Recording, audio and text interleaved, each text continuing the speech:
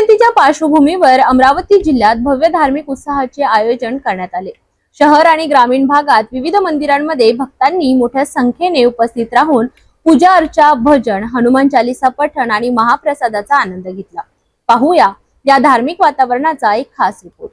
अमरावती जिल्ह्यात ठिकठिकाणी श्री हनुमान जयंतीचा उत्सव मोठ्या श्रद्धेने व जल्लोषात साजरा करण्यात आला।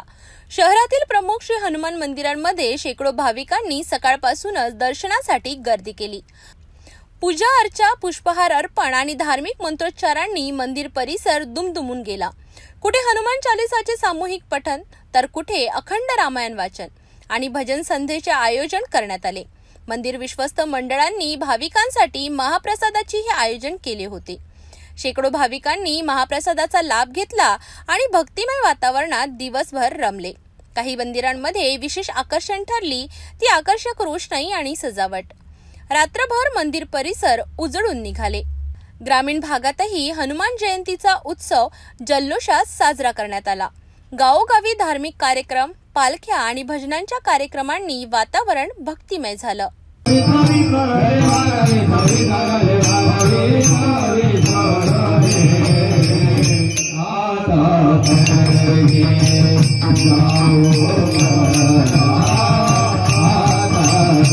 हरीने तो पिंड झडपून नेला होता। त्यावेळेस तो पिंड पूर्णच्या पूर्ण पिंड मुखामध्ये घेऊन गेली आणि ऋषमुख पर्वतावर माता अंजनी तप करीत असताना त्या अंजनी मातेच्या हातावर तो पिंड टाकला।